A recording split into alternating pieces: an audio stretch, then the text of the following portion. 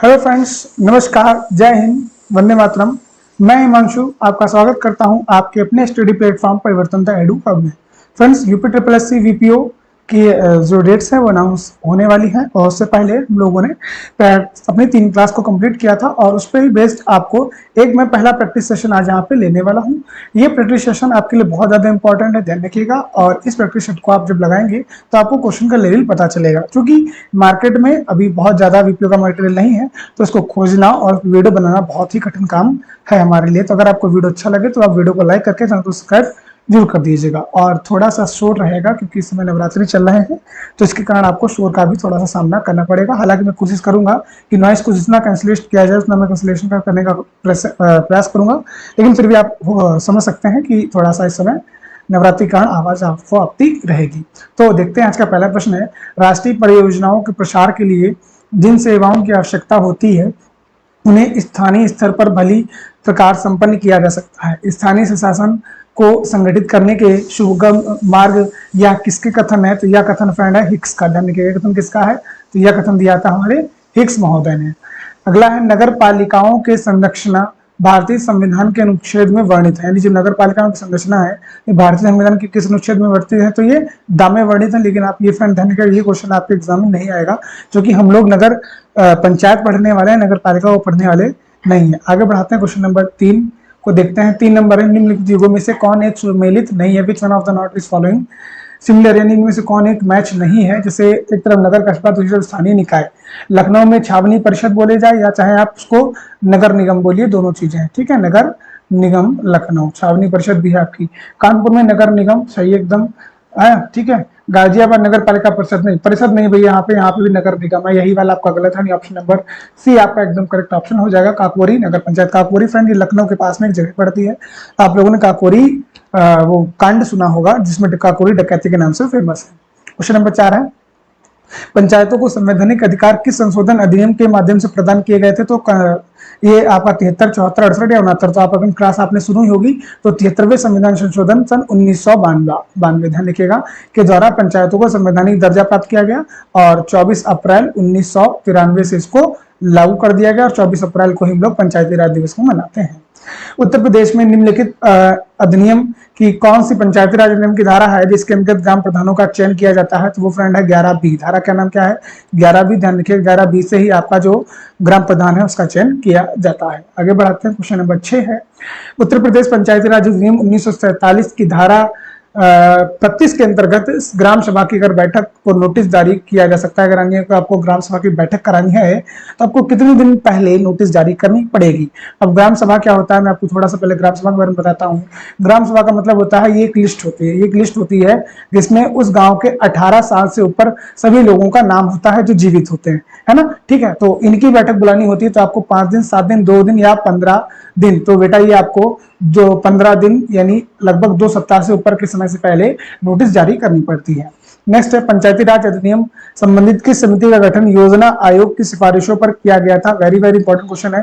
योजना आयोग की सिफारिशों पर जीवी के राव समिति, एलएम सिंघी समिति, राज मन्नार समिति या बलवंत राय मेहता समिति? तो ये गठन किया गया था फ्रेंड जीवी के राव समिति। ध्यान रखिएगा, इस आयोग की समिति ने ही वित्त आयोग, यानी उन्होंने बताया था कि भैया इस आयोग ने पंचायतों क्या कहा था ये तो भैया बिना जड़ की घास है। बिना जड़ की घास मतलब हम लोग खाली हवाई बातें फूक रहे हैं, किसी प्रकार का हम इसमें वित्त तो दे ही नहीं रहे हैं। तो जीवी के राव ने क्या कहा, भैया ऐसा है, अगर आप पंचायतों को सही से बनाना चाहते हो तो मजाक छोड़िए और इनको वित्त यानी जो पैसा है वो प्रोवाइड कराना शुरू करिए जिससे वो अच्छे से काम कर सके। तो जीवी के में वी आता है तो वी से वित्त, ध्यान रखिएगा, ये याद करने का बहुत ही सरल और इजी तरीका है। आगे बढ़ते हैं, क्वेश्चन नंबर 8 है, अशोक मेहता की समिति की रिपोर्ट कब प्रस्तुत की गई थी? तो ये भी क्वेश्चन बहुत अच्छा है। अशोक मेहता समिति के बारे में आपको बता दूं कि ये समिति जो है, इस समिति का गठन जनता दल के द्वारा किया गया था, यानी मोरारजी देसाई के द्वारा। इस समिति का गठन जो हुआ था, गठन 1977 में हुआ था। कब हुआ था? 1977 में इसका गठन होता है, ठीक। और ये रिपोर्ट जो है अपनी रिपोर्ट कब देता है? रिपोर्ट देता है जस्ट 1 साल बाद, यानी 1978 में। तो हमारे क्वेश्चन का जो राइट आंसर हो जाएगा वो हो जाएगा 1978। ध्यान रखिएगा, इस समिति ने ही पंचायतों में दो मतलब स्तर बताए थे कि उन्होंने जो मंडल स्तर था उसको समाप्त कर दिया था, ग्राम स्तर का बता दिया था और आपका बताया था जिला स्तर। नेक्स्ट है चोल साम्राज्य में ग्राम सभा का कार्य नहीं था। यह भूमि कर का संग्रह करती थी, बिल्कुल करती थी। मंदिरों के रखरखाव तथा उनकी आय व्यय का उचित प्रबंधन करती थी, एकदम सही है। मध्यस्थ नामक कर्मचारी ग्राम सभा के कार्यों में सहायता प्रदान करता था, बिल्कुल। यानी ये जो मध्यस्थ नामक कर्मचारी है, यही आज का पंचायत सहायक है। क्या है आपका फ्रेंड? पंचायत सहायक है, ध्यान रखिएगा, ठीक है। तो ये जो ग्राम भूमि का सर्वेक्षण का काम है, ये आपका ग्राम सभा नहीं करती थी। आगे आते हैं, किस अधिनियम ने पहली बार स्थानीय स्वास्थ्य शासन की स्थापना की मान्यता प्रदान की थी? 1687, 1793, 1842 या 1792। तो ये फ्रेंड चार्टर एक्ट था 1793, जिसमें स्वायत्त शासन की बात की गई थी। नेक्स्ट है, उत्तर प्रदेश में पंचायत विधि संशोधन अधिनियम विधेयक 1994 कब प्रवर्तन में आया? तो 22 अप्रैल 1994 को प्रवर्तन में आया, और ये आपका इंपॉर्टेंट क्वेश्चन बनता है मेरी तरफ से। आगे बात करें, नेक्स्ट क्वेश्चन आता है, ग्राम पंचायत में ग्राम वार्डों को कितने चुने हुए सदस्य होते हैं जिन्हें पंच कहा जाता है? 7 से 17, 5 से 9, 10 से 20 या 5 से 20? ध्यान रखिएगा, इस क्वेश्चन में दो आंसर हो सकते हैं। अगर ऑप्शन में कहीं पे 5 से 15 दिया हो तो आप 5 से 15 टिक करिएगा। क्योंकि सबसे करीब जो ऑप्शन है वो 7 से 17 है, तो यहाँ पे हम 7 17 ऑप्शन बिल्कुल सही मानेंगे। क्वेश्चन नंबर 13 है, निम्नलिखित में से कौन सी पंचायती राज व्यवस्था की विशेषता नहीं है? निम्न में से कौन सी पंचायती राज व्यवस्था की विशेषता नहीं है? पहला ऑप्शन है, ग्राम सभा पंचायती राज व्यवस्था की प्राथमिक संस्था है, तो बिल्कुल ये तो सही है एकदम। नेक्स्ट है, या 3 स्तरीय प्रणाली है, एकदम सही बात है। सदस्य व अध्यक्ष का चुनाव सीधे किया जाता है, एकदम सीधे होता है, तो उपयुक्त में से कोई नहीं, तो ऑप्शन रहेगा डी। तो इसमें से सभी सही है, कोई भी ऐसा ऑप्शन नहीं था जो गलत हो। नेक्स्ट आते हैं 14 नंबर, ग्राम पंचायत को किसके आदेश से उसके अधिकार सीमा से स्थित संस्थाओं को चंदा देने का अधिकार प्राप्त है? जैसे क्वेश्चन में पढ़िए, ग्राम पंचायत को किसके आदेश से उसके अधिकार सीमा से बाहर संस्थाओं को चंदा देने का अधिकार है? राज्य सरकार, केंद्र सरकार, जिला पंचायत, या इनमें से कोई नहीं? ध्यान रखिएगा, अगर बात करेंगे पंचायत, चूंकि पंचायत आपका राज्य का विषय है, तो अगर बात करें माई बाप कौन है पूरा, तो वो होती है राज्य सरकार और राज्य सरकार का विधानमंडल। ध्यान रखिएगा, राज्य सरकार और राज्य सरकार का विधान मंडल, ये एक तरीके से पूरा माई बाप है किसके? भारत में पंचायतों के। ठीक, ये जिस तरीके के नियम बनाते हैं वही के नियम फॉलो किए जाते हैं। क्वेश्चन नंबर 15 आता है कि पंचायत समिति में शिक्षा समिति का सभापति कौन होता है? ध्यान रखिएगा, टोटल आपकी 6 समितियां होती है, जिसमें से आपकी एक शिक्षा समिति भी होती है। इन पे मैं चर्चा करूंगा क्लास में, अभी प्रैक्टिस सेशन में देख लेते हैं। तो इनका जो हेड होता है वो होता है ग्राम प्रधान। कौन होता है? ग्राम प्रधान जो होता है वो पंचायत में शिक्षा समिति का सदस्य होता है। यानी बाउंड्री वाल बनवाना, शिक्षा संचालय जो वहां पे बने हैं उनका संरक्षण रखना, हर तरीके का काम जो है वो प्रधान के द्वारा वहां पे किया जाता है। क्वेश्चन नंबर 16 है, यदि मतदान अध्यक्ष किसी कारणवश मतदान स्थल से अनुपस्थित हो तो उसके कृत्यों का संपादन कौन करेगा? सहायक निर्वाचन अधिकारी, मतदान अधिकारी, सहायक मतदान अध्यक्ष, या उपयुक्त में से कोई नहीं? तो उसके कार्यों का जो निर्वहन है फ्रेंड वो करेगा आपका मतदान अधिकारी। ध्यान रखिएगा। और ग्राम पंचायत का जो इलेक्शन है वो कितने में होता है? आर्टिकल 243 के, ध्यान रखिएगा, ये इसमें ग्राम पंचायत के इलेक्शन के बारे में बताया गया है। आगे बात करते हैं, नेक्स्ट है, राज्य निर्वाचन आयुक्त के संबंध में कौन सा कथन सत्य है? पहचानिए। राज्य निर्वाचन आयुक्त की नियुक्ति मुख्यमंत्री द्वारा की जाती है, बिल्कुल गलत है। यह निर्वाचन आयुक्त राज्यपाल के प्रसाद पर्यंत अपना पद धारण करता है, एकदम ये भी बात गलत है। राज्य निर्वाचन आयुक्त उसको पद से उसी रीति से उन्हीं आधारों पर ही हटाया जा सकता है जिस रीति जिन आधारों पर उच्च न्यायालय के न्यायाधीश को हटाया जाता है। ये एकदम सही ऑप्शन है। हटाने का जो प्रोसेस है वो बिल्कुल एक जो आपका हाई कोर्ट है, हाई कोर्ट के जज जैसे हटाए जाते हैं, उसी चीज से उसी तरीके से आपके जो राज्य निर्वाचन आयुक्त के जो आयुक्त हैं उनको हटाया जाता है। आगे बात करें, क्वेश्चन नंबर 18 है, भारतीय संविधान का कौन सा अनुच्छेद ग्राम स्तर के पंचायतों के अध्यक्षों का मध्यवर्ती स्तर तथा जिला स्तर और पंचायतों के बीच प्रतिनिधित्व करता है?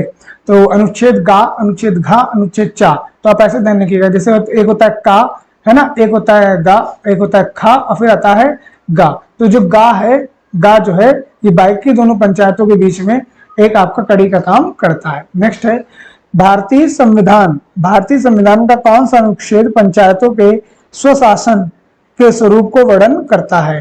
ठीक, तो वो होता है फ्रेंड आपका 243 जी में आती है उसकी पावर, क्या आती है?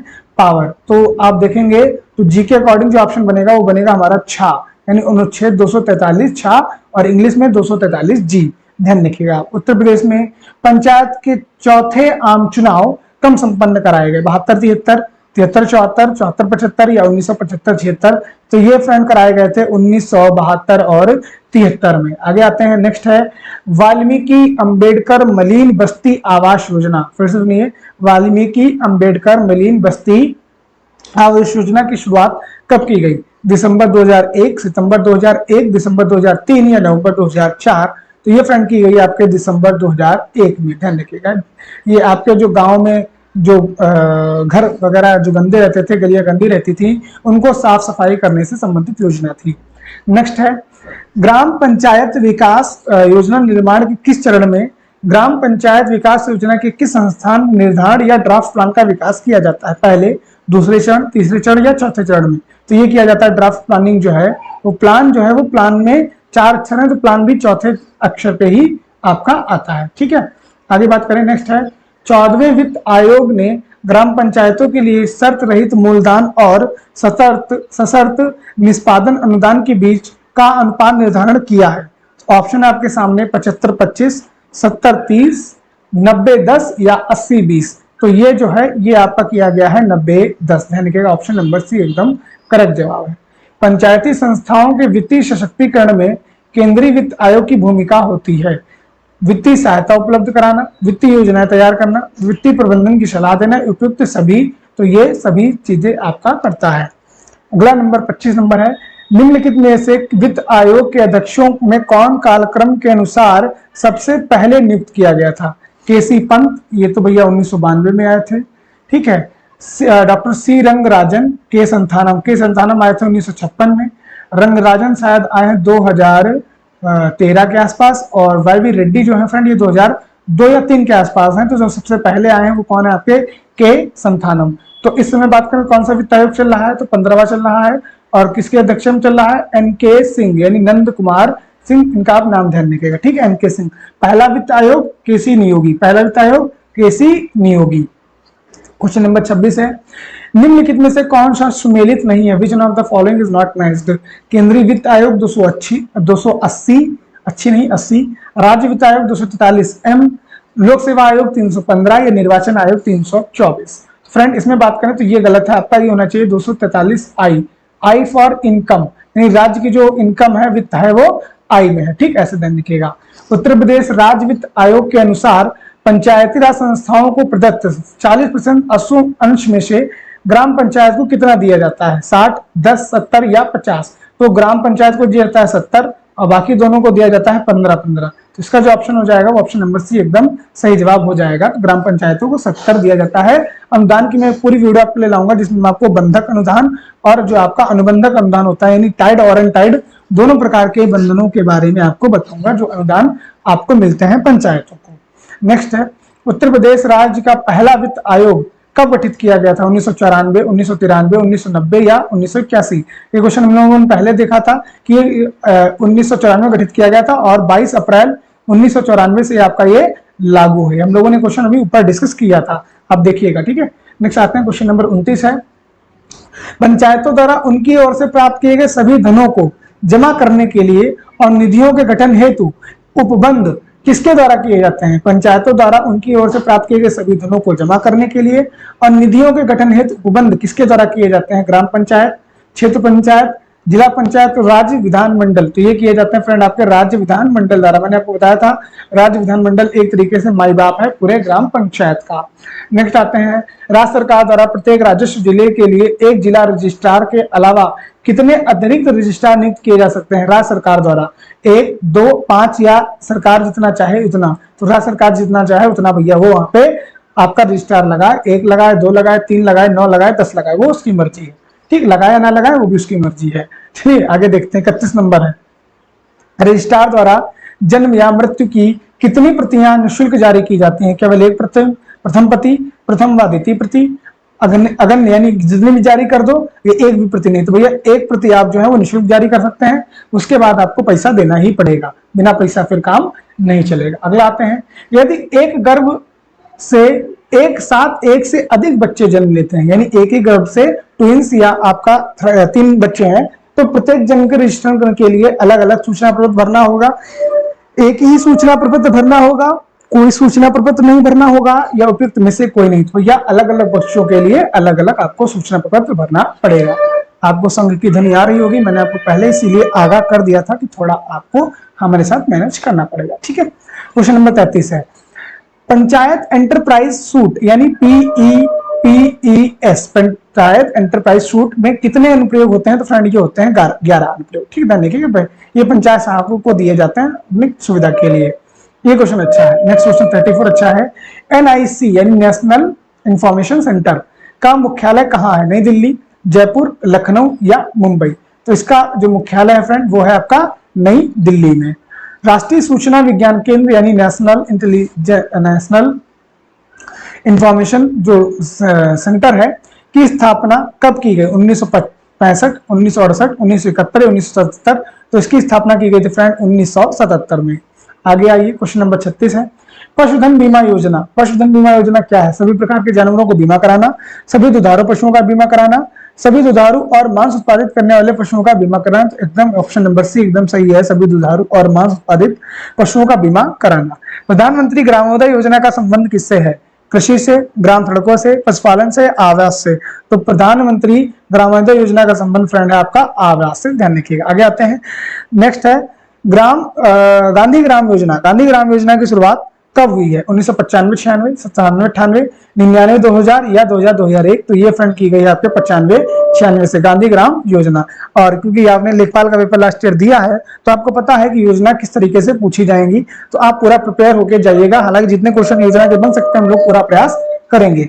नेक्स्ट है, जवाहर ग्राम समृद्धि योजना की शुरुआत कब की गई? ये वेरी वेरी इंपॉर्टेंट क्वेश्चन है, जवाहर ग्राम समृद्धि योजना। तो ये शुरुआत की गई थी फ्रेंड आपके 1 अप्रैल 2000 से। ठीक है, तो ये शुरुआत इसको कब मानेंगे हम लोग? तो 1999 से 2000। अगर ये 2000 है, एक नहीं, ध्यान रखिएगा 2000 है। नेक्स्ट है, निम्नलिखित में से कौन सा एक सुमेलित नहीं है? तो सुमेलित है, अच्छा सुमेलित है, बाकी नहीं है। चलिए भैया देख लेते हैं, यहां पे होना चाहिए कौन सा सम्मिलित नहीं है? नहीं है। ग्रीन कार्ड योजना 1985 एकदम सही है। समेकित बाल विकास परियोजना यानी ICDS जिसको हम लोग बोलते हैं इंटीग्रेटेड चाइल्ड डेवलपमेंट, ठीक है, तो ये भी 1975 है। संपूर्ण ग्रामीण रोजगार योजना ये गलत है आपका, ठीक है। और काम के बदले अनाज योजना 1977 ये 2001 में आई थी। SGRY जो है SG इसको हम लोग SGRY बोलते हैं, संपूर्ण ग्रामीण रोजगार योजना जो है ये 2001 में आई थी। यही 6 योजनाओं का नाम बदलकर एक मिला के मनरेगा स्टार्ट की गई थी, ठीक है। इन योजनाओं को हम लोग बहुत अच्छे से चर्चा करेंगे जब ग्रामीण विकास योजना का टॉपिक हम लोग पढ़ेंगे। अगला है क्वेश्चन नंबर 41 है, सामान्य सेवा केंद्र यानी CSC कॉमन सर्विस सेंटर किन संरचना में शामिल है? राज्य डिजाइन प्राधिकरण, सेवा केंद्र एजेंसी, ग्राम स्तरीय उद्यमी या सभी? तो बेटा इसमें सभी शामिल है। नेक्स्ट है, CSC का फुल फॉर्म क्या है? तो अभी मैंने आपको बताया कॉमन सर्विस सेंटर में लिख देता हूं आपके सामने, कॉमन सर्विस सेंटर। ये आपकी कहा का फुल फॉर्म है, ये आपकी CSC की फुल फॉर्म है जो आप लोगों ने देखा होगा, जहां पे आपका सभी कंप्यूटर संबंधी काम जो है वो हो जाते हैं। आपको गांव में तो ये बहुत आसानी से CSC केंद्र मिल जाएंगे। आगे आइए, 43 नंबर है, निम्नलिखित में से कौन सा दस्तावेज पंचायत सचिवालय में उपलब्ध नहीं होता है? ऑप्शन है, ग्राम पंचायत के आय व्यय से संबंधित पुस्तिका, ये तो बिल्कुल मिलेगी भैया। ग्राम पंचायत का कार्यवाही रजिस्टर, तो ये तो पंचायत सहायक का काम ही है। ग्राम सभा के कार्यवाही रजिस्टर, ये भी मिलेंगे आपका। ग्राम पंचायत में भूमि का रिकॉर्ड, ये भैया ना मिलेगा आपको, ये लेखपाल के पास जाना पड़ेगा आपको, तहसील में मिलेगा। ये कहाँ मिलेगा आपको? लेखपाल जी के पास, ठीक है, ध्यान रखिएगा। आगे आते हैं, नेक्स्ट है, पंचायत सहायक की नियुक्ति के पश्चात कितने माह के अंदर उनको प्रशिक्षण जो है वो पूरा करना पड़ेगा? अगर भैया आप VPO की पोस्ट में फाइनल हो जाते हो तो आप 2 माह की आपको प्रशिक्षण करवाया जाएगा और फिर आपको पोस्टिंग वहां पे दे दी जाएगी। नेक्स्ट है, केंद्रीय वित्त पोषित ग्रामीण स्वच्छता कार्यक्रम के तहत, केंद्रीय वित्त पोषित ग्रामीण स्वच्छता कार्यक्रम के तहत संपूर्ण स्वच्छता अभियान उत्तर प्रदेश के कितने जिलों में, जनपदों में सन 2000 से लेकर 2001 में प्रारंभ किया गया था?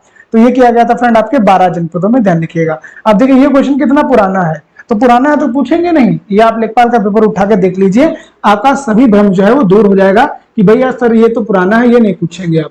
तो जब आप वो पेपर देख लेंगे तो आपको पता चल जाएगा कि UPSSC क्या पूछ सकता है और क्या पूछ नहीं सकता है। आगे आइए, नेक्स्ट है, प्रधान के विरुद्ध यदि गंभीर आरोप है, अच्छा भैया, तो उसे हटाया जाएगा। यानी कि अगर प्रधान के विरुद्ध आपने कोई गंभीर आरोप लगा रखे हैं कि पैसा मारते हैं, काम नहीं करते हैं, तो आप उन्हें कैसे हटाएंगे? अविश्वास प्रस्ताव द्वारा, जिला मजिस्ट्रेट द्वारा, ग्राम पंचायत सचिव द्वारा या सभी के द्वारा। तो फ्रेंड उनके खिलाफ अविश्वास प्रस्ताव आता है, जो उनकी जो कमेटी के यानी ग्राम सभा के जो सदस्य हैं पंचायत समिति के, वही लोग अपना अविश्वास प्रस्ताव लाएंगे और उसी के माध्यम से ग्राम प्रधान को जो हटा दिया जाएगा। आगे आइए, इसीलिए जो प्रधान जी है वो सबका ध्यान रखते हैं। आप समझ गए होंगे ध्यान से मेरा क्या कहना है, ठीक है। आगे, मॉडल नागरिक चार्टर में ग्राम पंचायतों के संकल्प एवं पूर्व शिक्षा की मान्यता तथा प्रधानमंत्री कौशल विकास योजना के तहत कौशल परीक्षण के लिए आवेदन किसके पास किया जाता है? तो भैया ये आवेदन किया जाता है प्रधान जी के पास। आवेदन जो है प्रधान जी को दे दीजिए, आप रजिस्टर्ड हो जाएंगे। मॉडल चार्टर पंचायतों के लिए होते हैं, तो भैया ये होते हैं मार्गदर्शक, एकदम मार्गदर्शक होते हैं बिना किसी झिझक के। ये अपना जैसे गाइड होती है ना, एक तरीके से इनको आप गाइड बोल सकते हैं, पंचायतों की गाइड होती है जिसमें पंचायतों का पूरा ब्यौरा दिया होता है। जल जीवन मिशन, ये देखिए क्वेश्चन अच्छा है, थोड़ा ताजा ताजा क्वेश्चन है। जल जीवन मिशन जिसको हम लोग JJM बोलते हैं, का लक्ष्य क्या रखा गया? तो मैंने आपको थोड़ा जल जीवन मिशन के बारे में बता देता हूँ। इसकी घोषणा जो हमारे लोकप्रिय प्रधानमंत्री नरेंद्र मोदी जी द्वारा 15 अगस्त 2019 को लाल किले से की गई थी, ठीक। और इन्होंने बताया था कि 2019 से 2024 तक हम लोग सभी घरों में जो अमृत जल है वो पहुंचा देंगे, यानी 2019 से लेकर 2024 तक का ये लक्ष्य हम लोग रखते हैं अपना जल जीवन मिशन का। इसको JJM भी बोला जाता है शॉर्ट फॉर्म में, ध्यान रखिएगा। नेक्स्ट है प्रधानमंत्री आवास योजना, जो 2015 से शुरू की गई थी, वही इंदिरा आवास योजना एक तरीके की है जो 50 में शुरू की गई थी, बस नाम बदला गया 30 साल में और कुछ नहीं। प्रधानमंत्री आवास योजना के अंतर्गत लाभार्थी खुद को पक्का मकान बनाने के लिए सरकार द्वारा कितनी धनराशि प्राप्त की जाएगी? 1,20,000, 1,30,000, 1,50,000 या 1,60,000?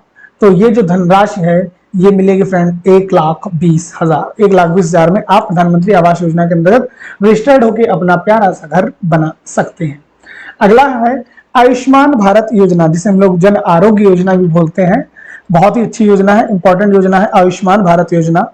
शुरुआत कब की गई थी? तो 23 सितंबर 2018। और कहां से की गई थी? तो रांची से। रांची कहां पड़ता है आपका? झारखंड में। तो शुरुआत कब की गई? तो वर्ष 2018 में इसकी शुरुआत की गई थी। नेक्स्ट है पंचायती राज मंत्रालय ने मेरी पंचायत मेरा अधिकार जन सेवाएं हमारे द्वार। पंचायत मंत्रालय ने मेरी पंचायत मेरा अधिकार जन सेवाएं हमारे द्वार के तत्वाधान में सिटीजन चार्टर अधिनियम संचालित किया था। 1 जुलाई 30 सितंबर 2021 तक, 15 जुलाई से 25 अगस्त 2021, 24 अप्रैल से 20 सितंबर 2021 या 5 जुलाई से 29 सितंबर 2021। तो ये जारी किया गया था फ्रेंड 1 जुलाई से 30 सितंबर 2021 तक, यानी ऑप्शन नंबर ए एकदम करेक्ट जवाब है।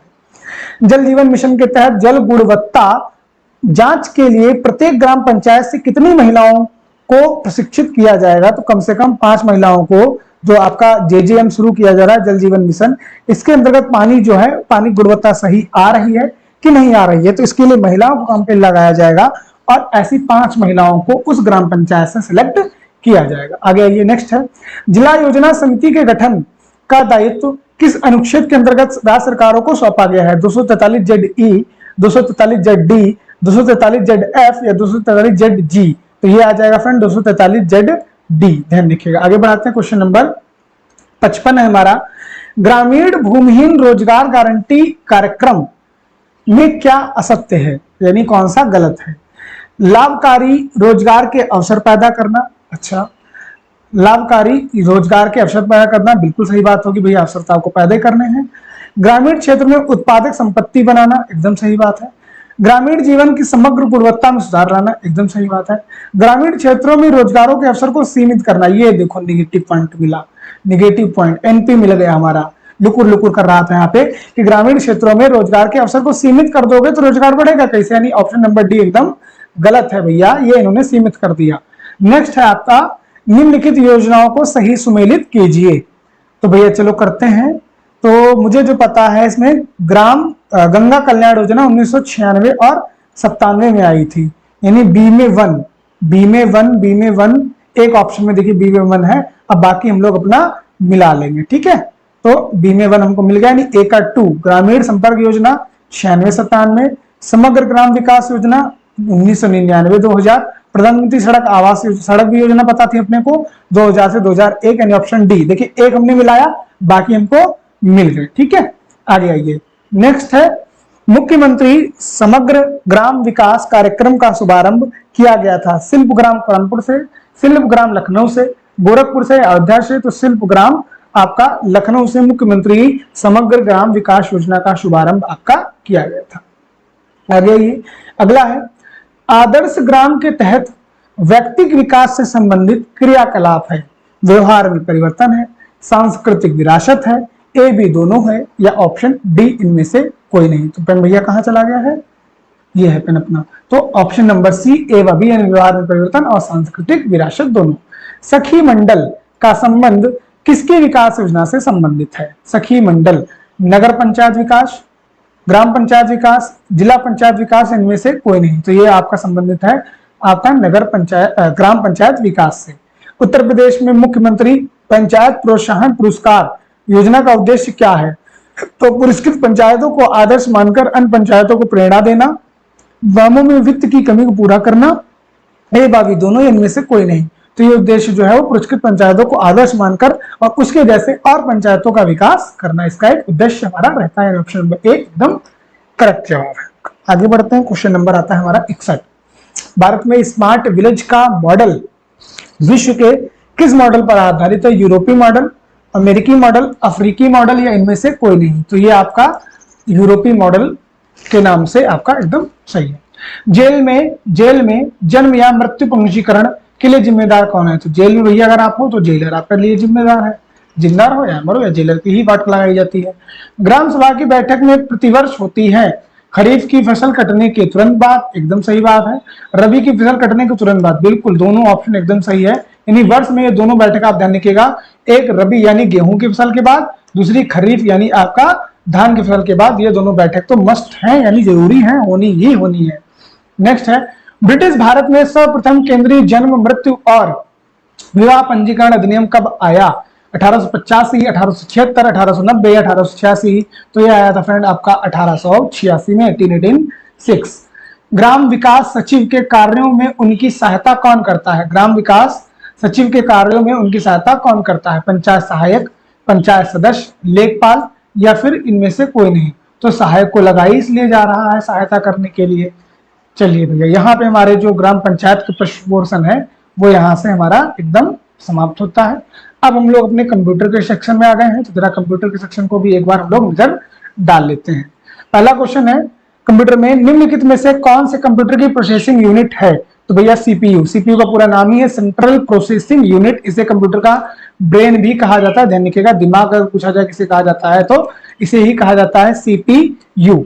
नेक्स्ट है, ट्रांजिस्टर का संबंध कंप्यूटर के किस पीढ़ी से है? पहली, चौथी, दूसरी या तीसरी? तो ट्रांजिस्टर का प्रयोग जो है, माफ कीजिएगा गलत हो गया आपका, दूसरी। ध्यान रखिएगा, इसको थोड़ा सा रफ कर लेते हैं हम लोग। चलिए, ये हम लोगों ने रबड़ ले ली है, ये रफ कर लिया है, ये हम लोग पेन पे गए हैं अपना, और पुनः हम लोगों ने अपना रेड पेन लगा लिया जी। तो पंचायत में जो पंचायत बता रहे थे, ट्रांजिस्टर का जो संबंध है वो पहली पीढ़ी से है और दूसरी पीढ़ी से। और पहली पीढ़ी में आपका वैक्यूम ट्यूब है। क्या हो रहा है? वैक्यूम ट्यूब है, ध्यान रखिएगा।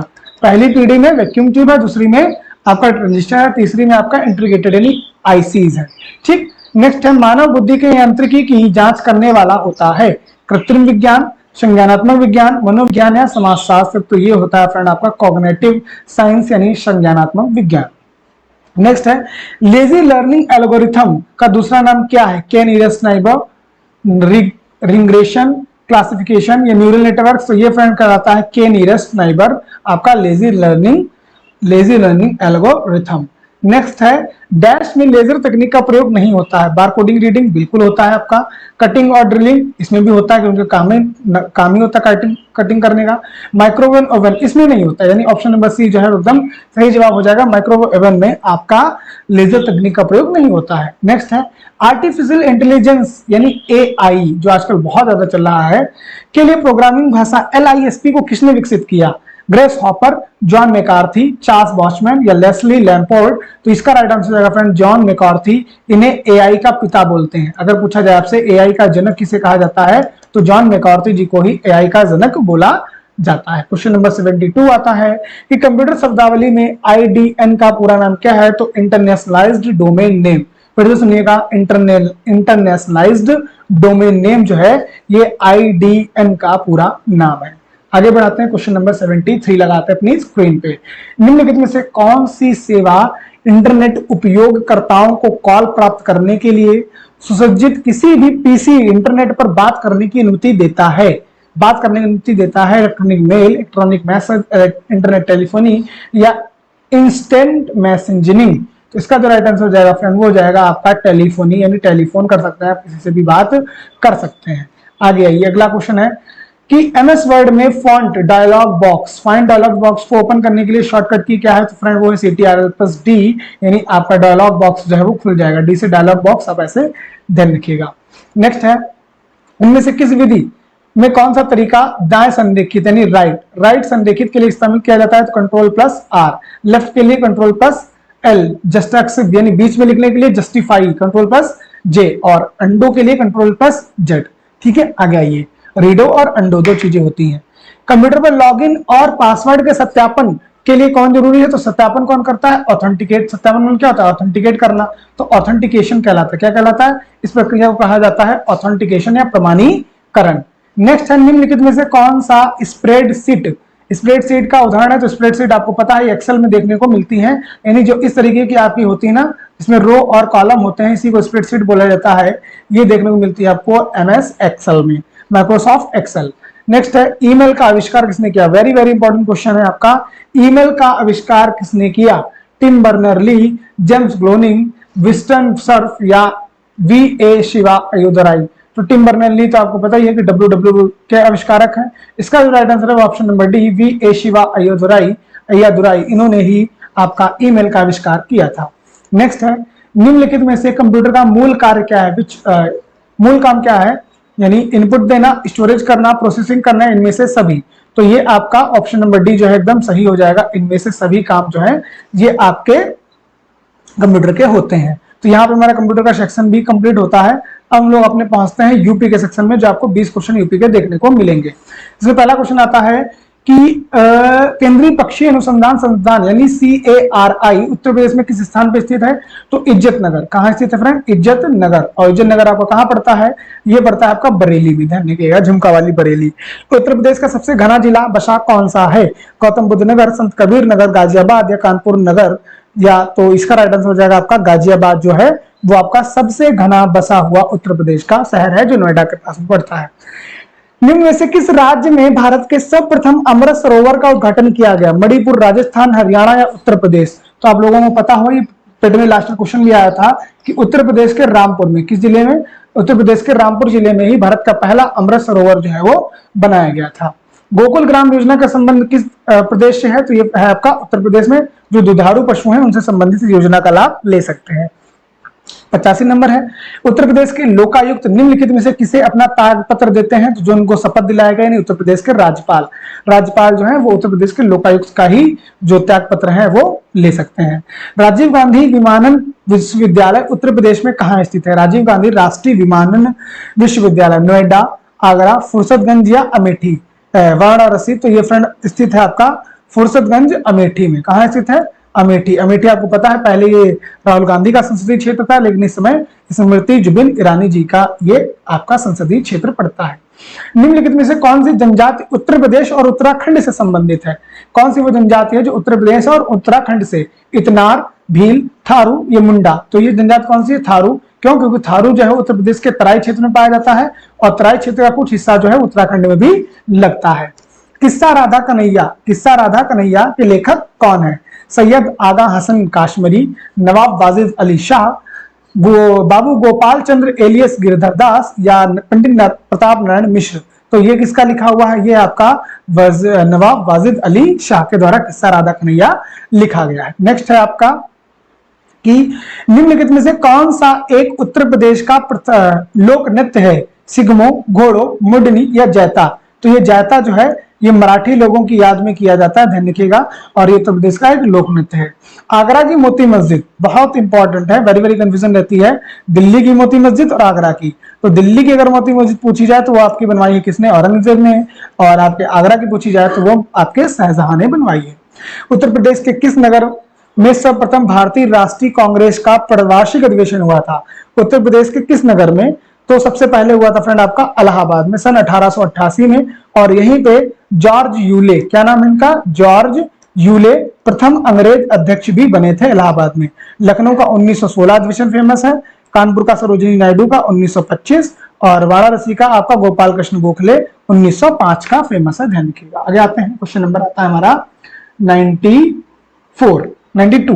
92 है, गंगा नदी के निम्नलिखित में किस भाग को राष्ट्रीय जलमार्ग घोषित किया गया? हरिद्वार से कानपुर, कानपुर से प्रयागराज, नरोरा से पटना या प्रयागराज से हल्दिया? तो प्रयागराज से हल्दिया से NH1 आपका इससे घोषित किया गया है। हल्दिया आपका पड़ता है कोलकाता में, कहां पड़ता है? कोलकाता में, ध्यान रखिएगा। कोलकाता मतलब आपका पश्चिम बंगाल। सूची 1 को सूची 2 से सम्मिलित कीजिए।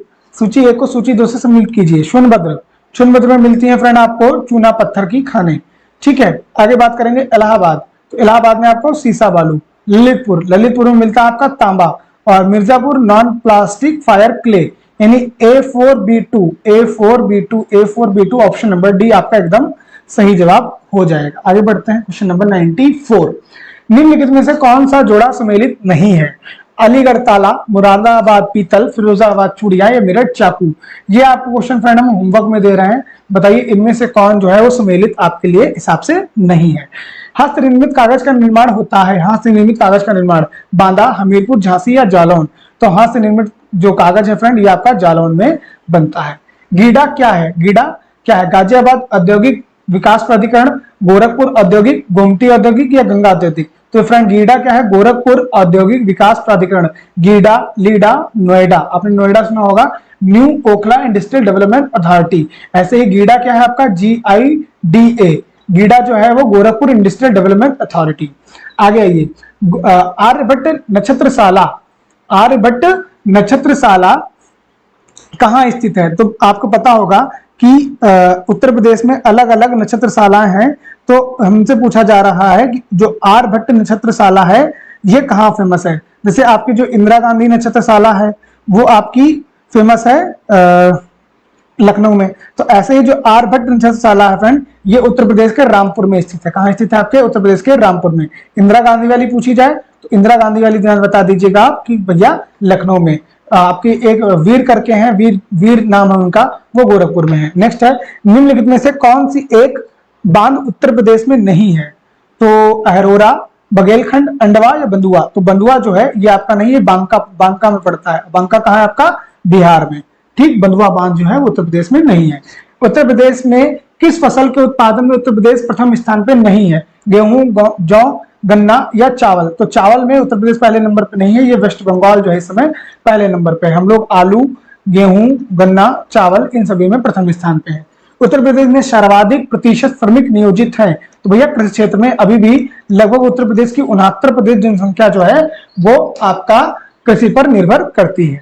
फ्रेंड्स यहाँ पे हम लोगों का VPO प्रैक्टिस सेट नंबर 1 समाप्त होता है। कमेंट करके जरूर बताइएगा ये आपको प्रैक्टिस सेट कैसा लगा। तो नेक्स्ट प्रैक्टिस सेट हम लोग अपने नेक्स्ट क्लास में जरूर लेके आएंगे, उससे पहले हम लोग अपनी बोर्ड की वीडियो देखेंगे। अगर प्रैक्टिस सेट अच्छा लगे तो वीडियो को लाइक करके चैनल को सब्सक्राइब जरूर कर दीजिएगा। मिलते हैं नेक्स्ट वीडियो में, तब तक आप लोगों ने बहुत ज्यादा ख्याल रखिएगा। धन्यवाद।